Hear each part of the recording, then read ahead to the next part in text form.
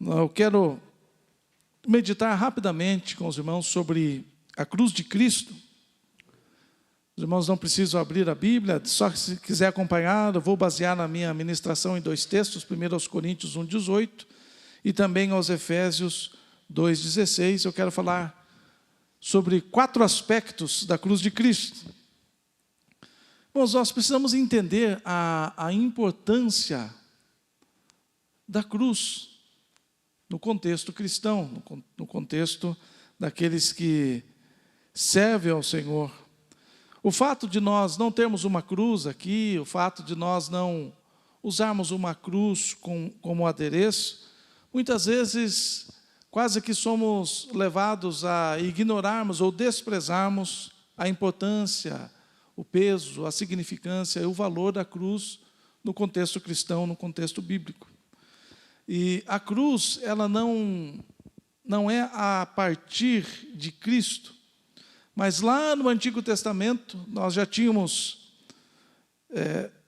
figuras, né? O Antigo Testamento ele traz toda a base para o Novo Testamento. Então o Antigo Testamento são as figuras de Cristo, né? Cristo é prefigurado em muitas ocasiões, como a arca de Noé, né, sendo Cristo, o Isaac sendo sacrificado, o único filho sendo sacrificado. Mas ali no deserto, quando o povo está caminhando, quando eles saem do Egito, e o povo, por vezes, era desobediente, e Deus enviou uma praga no meio do povo, muitas serpentes, né, muitas cobras. E o povo estava morrendo, porque era picado, ferido por aquelas víboras, por aquelas serpentes, e acabavam morrendo. Então Deus falou para que Moisés fizesse uma cruz e pendurasse uma serpente. E todas as pessoas que olhassem para a serpente, depois de ter sido mordido, eram instantaneamente curados. Eu lembro a primeira vez que eu li esse texto, quem sabe eu tinha lá 13, 14 anos, eu fiquei pensando, como é que a figura de Cristo, uma cruz, Deus manda pendurar uma serpente? Por vezes eu ouvi o pastor Fausto pregando a respeito desse texto também, mas o fato é que aquelas serpentes físicas mordiam o corpo físico daquele povo. Eles ficavam enfermos, né? O povo ficava enfermo e olhava para a serpente na cruz, e instantaneamente o veneno físico era removido do corpo. Mas ali era apenas uma figura de Cristo, o nosso Cristo dependurado numa cruz. E nós, olhando para a cruz, não somos sarados e curados do veneno físico de uma serpente, mas somos sarados de um veneno espiritual, da antiga serpente. Então, desde o Antigo Testamento, a cruz já se fazia presente no roteiro que Deus havia estabelecido para a humanidade. Irmãos, nós devemos entender que Deus não é pego de surpresa por nada. Certa feita alguém pregou e eu fiquei impressionado, o sermão até que foi bonito, a mensagem não foi tão boa. A gente tem que separar, né? A mensagem tem que ser boa, mesmo que o sermão muitas vezes não seja, mas a mensagem tem que ser boa. E a pessoa toda animada pregando que Adão e Eva pecaram, e daí Deus teve que improvisar, e tentou com Noé e não deu, e tentou com não sei quem não deu, e tentou com não sei quem não deu, e daí como não tinha mais jeito, Deus pensou, quebrou a cabeça e falou, acho que vou ter que enviar Jesus, né? Irmãos, Deus não é pego de surpresa em absolutamente nada. A Bíblia diz que o cordeiro foi imolado, foi morto, foi sacrificado antes da fundação do mundo. Quer dizer, antes que Deus lançasse os fundamentos da terra, Ele já sabia que Adão e Eva iriam pecar, iriam falhar, e o pecado de Adão traria o pecado sobre toda a raça humana, e que Deus precisaria enviar o seu Filho, era plano de Deus. Então, quando nós olhamos para o Antigo Testamento, não é que Deus está tentando improvisar uma história, tentando ajeitar aqui, ali, acolá, não. Deus é Senhor da história. Ele é Senhor. Ele diz assim, eu sou o único Deus que que anuncie o fim antes de começar. Esse é o nosso Deus, aleluia.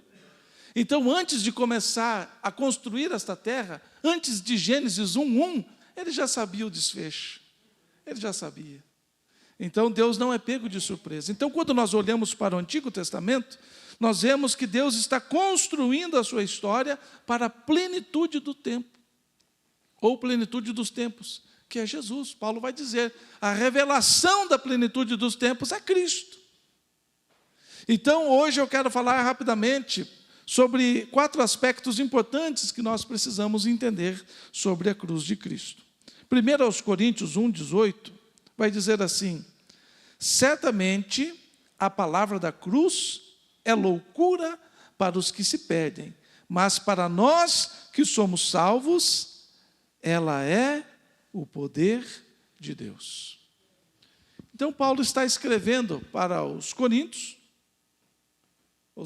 que estavam em Corinto, e ele está, da sua forma peculiar, profunda, complexa e por vezes difícil de entender. Às vezes a gente tem que residir, morar, habitar numa carta de Paulo para a gente tentar entender alguma coisa. O próprio apóstolo Pedro diz, Paulo escreve os negócios que é difícil de compreender. Se Pedro não conseguia entender direito, a gente tem que buscar muita graça do Senhor. Mas Paulo está narrando e descrevendo sobre a salvação, falando sobre Cristo, falando sobre a graça, e ele chega aqui ao ponto de falar sobre a cruz de Cristo. E o primeiro aspecto da cruz de Cristo é que a cruz de Cristo é loucura para os perdidos. E aqui eu volto a frisar novamente.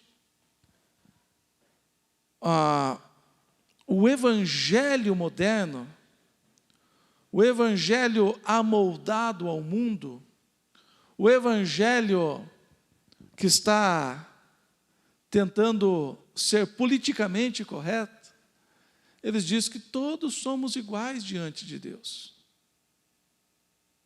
Que todos vão para o céu. Tem até pastor dizendo que ateu vai para o céu, que não vão ter surpresa de encontrar ateu no céu. É os absurdos que a gente ouve no dia de hoje. Então veja bem, Paulo está fazendo uma classificação. E ele está dizendo, para aqueles que não são salvos, a cruz é uma loucura. E a gente sabe que as coisas espirituais só são discernidas espiritualmente. Então o primeiro aspecto é que a cruz é loucura para os perdidos.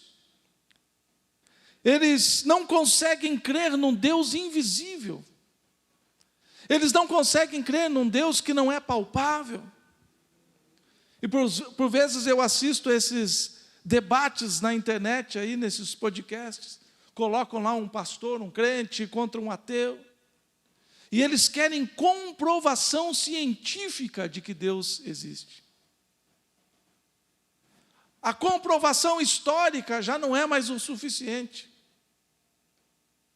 Então se comprova historicamente a respeito da existência de Cristo, da existência de Deus, mas eles dizem, não, eu não consigo crer. Esses dias, um que se diz ateu, ele diz assim, olha, eu não creio, como é que eu vou crer num Deus que eu não consigo ver, que eu não consigo tocar, eu não consigo, é muito superficial, é muito vago crer nesse Deus. Daqui a pouco ele falou assim, mas eu creio no ET de Varginha. Meu Deus, que descida, né? Camarada não crê em Deus, com toda a Bíblia narrando a história, mas ele crê num caminhoneiro que diz que foi abduzido ali em Minas Gerais, uma nave espacial. Ali sim, ali é verdadeira, ali só vale, o fato histórico ali vale. Então é loucura. E a gente não pode ficar bravo com esse povo, é que eles não têm discernimento espiritual. E para eles a palavra de Cristo é loucura. Por isso a gente vai evangelizar as pessoas e diz, não preciso desse Deus, é loucura crer em Deus. Eles não acreditam em céu e inferno. Não acreditam que existe apenas um caminho para a salvação. Eles não acreditam que existe apenas um Salvador. É loucura para eles. Quem sabe você ouça isso da sua própria família. Que loucura aí na igreja. Abrir mão de algumas coisas para servir a um Deus que é invisível. Crer num Deus, crer num Jesus lá que dizem que morreu há 2000 anos atrás. Tudo parece loucura. É interessante que Paulo vai dizer assim, no próprio capítulo 1 aos Coríntios, um pouquinho para baixo do 18, ele vai dizer assim, os judeus pedem sinal. E os gregos querem sabedoria. Agora, quando nós apresentamos a cruz de Cristo, para o judeu é escândalo. E para os gentios é loucura. Então, este é o primeiro aspecto. Nós não podemos nos deixar influenciar por aqueles que acham a cruz de Cristo uma loucura. Paulo está dizendo, se alguém acha que a cruz de Cristo é uma loucura, essa tal pessoa está perdida. Paulo está dizendo, a palavra da cruz é loucura para aqueles que se perdem, para aqueles que caminham para a perdição. Mas ele continua dizendo, mas para nós os salvos, aleluia. A palavra, a cruz, é o poder de Deus. Enquanto o mundo olha e fala, é loucura, nós olhamos e dizemos, é o poder de Deus. Então a cruz na minha vida é o poder de Deus para que eu triunfe sobre o mundo, para que eu triunfe sobre a carne, para que eu triunfe sobre o pecado. Eu não venço o mundo pelas minhas próprias forças. Eu não venço o pecado pelas minhas próprias forças, eu não venço a minha carne, os desejos, a concupiscência da carne, dos olhos e assim por diante, eu não venço na minha própria força. O poder de Deus tem que estar agindo em mim, e este poder, aleluia, vem da cruz de Cristo. Eu creio nesta cruz maravilhosa. Paulo está dizendo, enquanto para os que se perdem a cruz é loucura, para nós é poder. Para você é a mesma coisa. Você precisa vencer o mundo. Você precisa vencer a sua carne.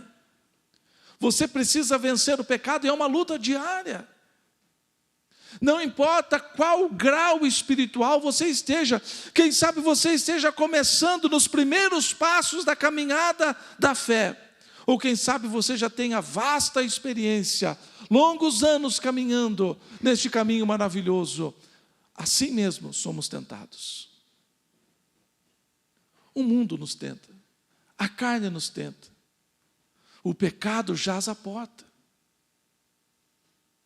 E só vencerá, você só vencerá com o poder de Deus na sua vida.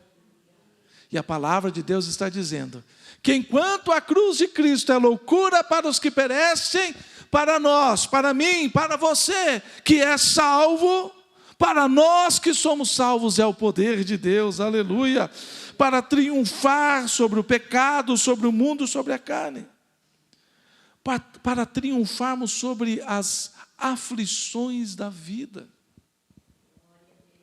É interessante que quando Cristo, ele diz assim, olha, no mundo vocês vão ter aflições, mas agora vocês precisam ter bom ânimo, porque eu já cravei na cruz todas essas aflições. Por isso Paulo vai dizer, olha, se morri com Cristo, se sofri com Cristo, com Ele também ressuscitei, para herdar as bênçãos que estão nas regiões celestiais. Então, para vencermos as aflições da vida, e olha que tem aflição, hein? Eu não sei os irmãos, mas quando começou esses alertas, aí começaram os alertas dizendo, tem um ciclone extratropical. Tem um ditado que diz que gato escaldado tem medo de água fria. Em 2014 eu perdi a minha casa por causa de um temporal. Eu ia começar do zero praticamente. Sobraram só as paredes da casa. E de repente tem aí, vem um ciclone. E vai lá, e o vento pode ser de 100 por hora, pode cair granizo. E se acontecer alguma coisa, liga para o bombeiro. Fala, meu Deus do céu. Tem que tomar, de vez em tomar 2 canequinhas de chá de camomila, tem que tomar 4, para manter calma, a pressão estabilizada. São aflições. Amanhã tem problema a resolver, aflições da vida. Será que vai dar certo? Quem sabe alguém que vai ter que fazer uma consulta no médico, como é que vai estar o resultado? O que o médico vai falar? São aflições da vida. Amanhã você vai receber uma resposta do advogado, são aflições da vida. Nós enfrentamos aflições, começa uma dorzinha aqui, a gente vai chegando nos 50, já começa uma dorzinha aqui, outra ali, são aflições da vida. Eu lembro do tempo que eu corria para cá e pregava para lá e corria para cá, agora chegando nos 50, já vai meio devagar para não dar a tontura, né? Faz os movimentos mais devagar, não vai rápido, é capaz de ir e não voltar, né? São aflições da vida. Então, são situações, problemas no casamento, problemas financeiros, são tantas aflições, mas a cruz de Cristo nos capacita a vencer. Enquanto a cruz é loucura para os que perecem, para nós que somos salvos, é o poder de Deus para triunfarmos sobre o mundo, sobre a carne, sobre o pecado e sobre as aflições da vida.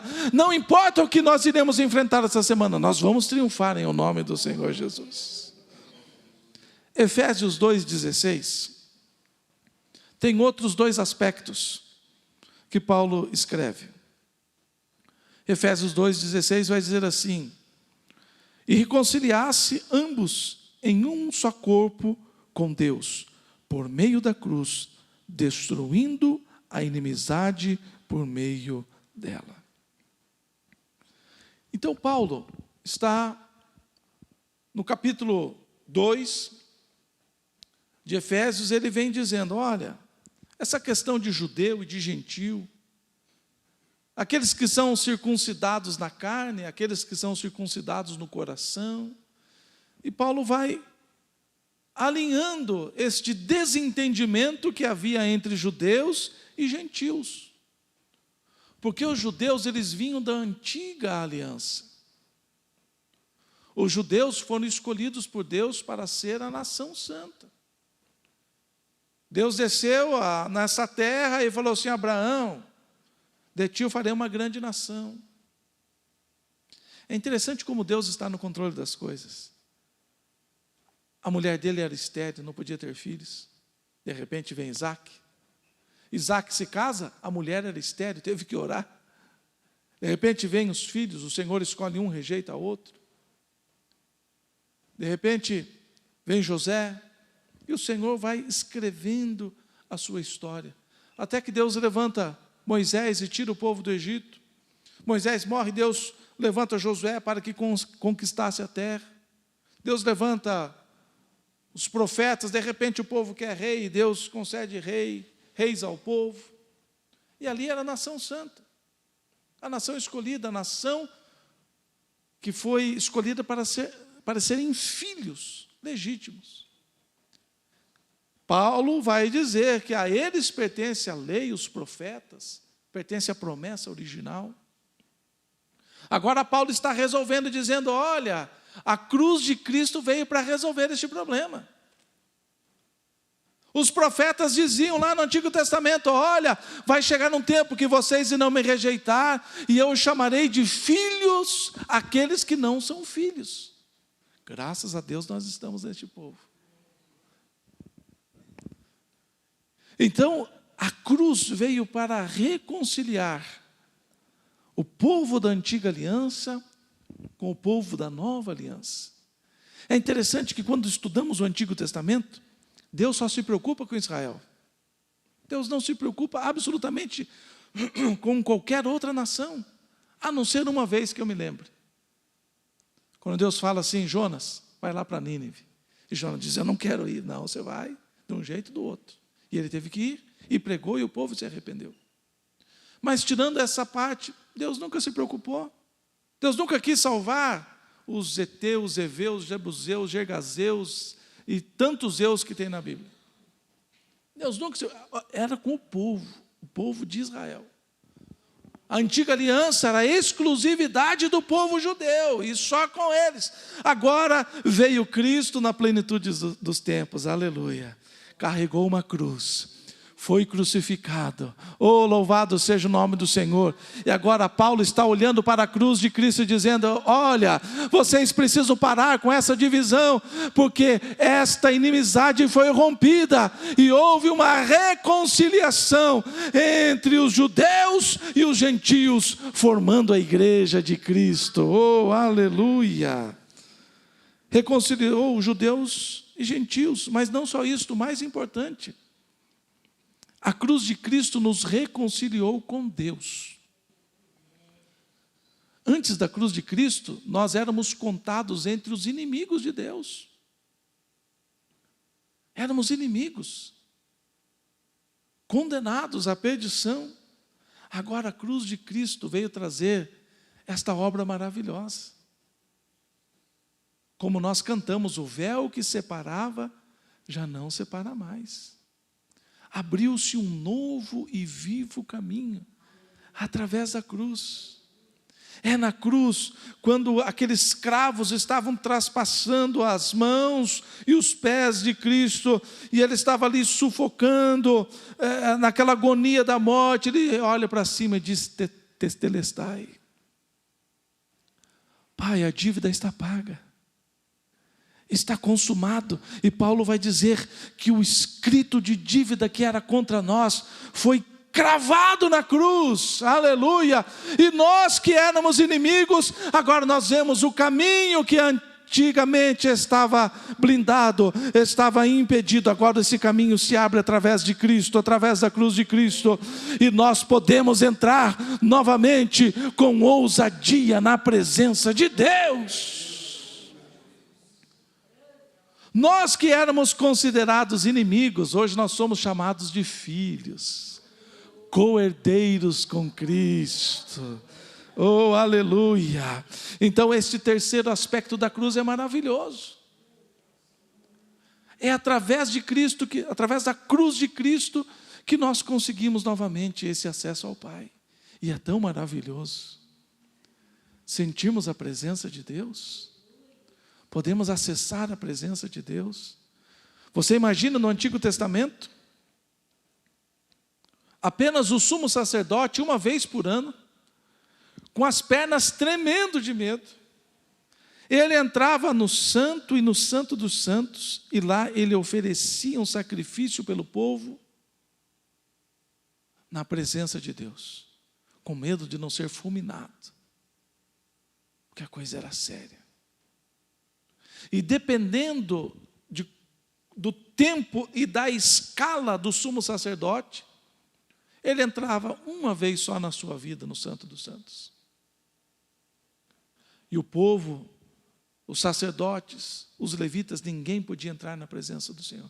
Ninguém podia desfrutar da presença do Senhor. O sumo sacerdote entrava com medo, com temor, temendo pela sua própria vida. Agora a cruz de Cristo, Paulo está dizendo que a cruz nos reconciliou como corpo em Deus. E eu e você podemos acessar a presença de Deus a qualquer momento, a qualquer instante, sem qualquer medo. Eu falei aqui, já nem lembro, acho que foi hoje de manhã que eu falei, que quem nos acusa é o nosso inimigo, o adversário da nossa alma. Ele que acusa. Ele fala assim: vai, peca. Não vai dar nada, não, peca. Daí a gente vai lá e peca. Daí ele fala assim: pecou, hein, o crentão, hein? Daí bate aquele aperto no coração, no peito, o Espírito Santo nos convence do pecado, e a gente corre aos pés do Senhor para pedir misericórdia. O diabo vem lá: tem coragem de pedir perdão agora?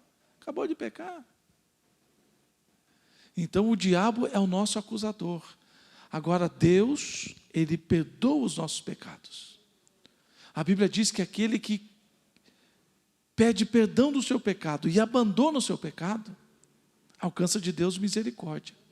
E o pecado é lançado como no mar profundo, e desses pecados, o Senhor não se lembra mais. Então, por isso que nós entramos com ousadia na presença do Senhor. Deus nunca irá jogar na nossa cara o nosso passado, as nossas falhas, os nossos erros, os nossos pecados. É por isso que Paulo diz, devemos entrar com ousadia na presença do Senhor, porque a cruz nos reconciliou com Deus e nos coloca novamente em sua presença, não com medo, mas com temor, e podemos desfrutar desta presença maravilhosa. Parte B do versículo vai dizer assim, que a cruz destruiu a inimizade por meio dela.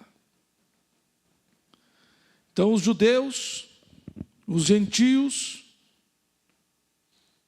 foram reconciliados, a inimizade foi destruída, mas também só existe uma maneira de destruir a inimizade com Deus. Não existe uma segunda chance. Não existe uma segunda opção. Ou a cruz rompe esta inimizade, ou existe condenação. Por isso só existe salvação em Cristo. Por isso aquele ditado popular é errado, que todos os caminhos nos levam a Deus, não. Jesus Cristo disse, artigo definido, eu sou o... Ele não diz eu sou um dos caminhos. Eu sou uma das opções. Não, artigo definido. Eu sou o caminho. Eu sou a verdade. Eu sou a vida. Então por isso cai por terra todas as teses que dizem, todo mundo, se for bonzinho, fulano, a gente tem, né? Eu não tenho, graças a Deus, mas muitas pessoas têm a mania, né? Fulano era tão bonzinho que foi direto para o céu. Se não tem cruz, não tem céu, tem condenação. Não tem jeito. Eu sempre brinco, pastor Rubinho, até esse dia eu estava conversando com a advogada lá, e falamos sobre, advogada evangélica, né? Falamos sobre salvação. Eu falei, que bom se fosse o pastor Rubinho na porta do céu, né? Ele quebra o galho de todo mundo, né? Gente boa. E eu falo, fulano, você não creu em Jesus, mas entra aí, né? Vai, né? Vamos dar um jeitinho. Com Deus não funciona assim, irmãos. Na porta do céu não tem jeitinho. Quando partimos dessa vida não vai ter jeitinho brasileiro. Ou nós temos a cruz de Cristo para romper a nossa inimizade com Deus, ou condenação. Não tem meio termo, não tem alternativa. É por isso que nós não podemos nos envergonhar de pregar o Evangelho. É por isso que Paulo vai dizer ao jovem Timóteo, dizendo, Timóteo, pregue a tempo, a fora de tempo. Não deixe de pregar, insta, fala com autoridade, fala com ousadia, fale a todo tempo, mas não deixe de falar de Cristo, da cruz de Cristo, do sacrifício de Cristo, da salvação de Cristo. Não deixe de falar que a cruz rompe a nossa inimizade e nos faz filhos de Deus. Aleluia. Então esse é o quarto aspecto, que a cruz de Cristo destrói a inimizade. Se hoje nós estamos aqui, se hoje nós temos a certeza da salvação, se hoje nós temos a certeza que o nosso nome está escrito no livro da vida, e abro um parênteses aqui, se você não tem plena certeza de que você está salvo, você precisa dar uma conversadinha com Deus, porque o crente tem que ter a certeza da salvação.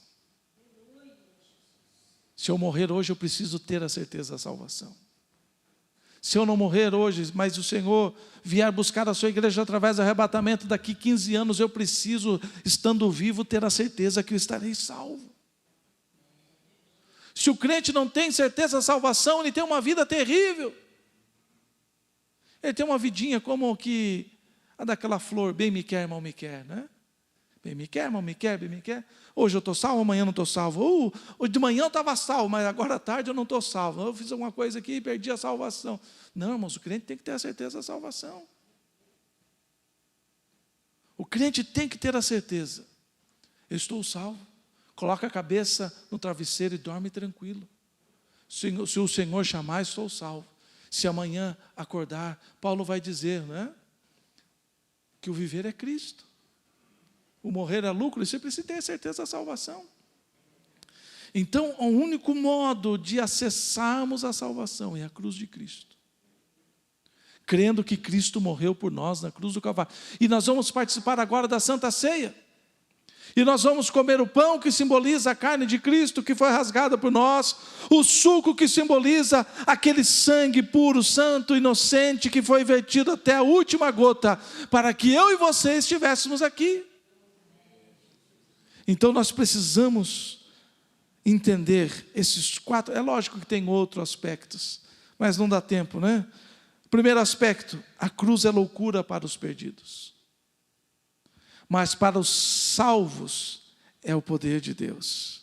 A cruz é a reconciliação com Deus. E a cruz é o único modo de destruir a inimizade com Deus. Então não caia em qualquer vento de doutrina, como diz a palavra do Senhor, que as pessoas são levadas por qualquer vento de doutrina.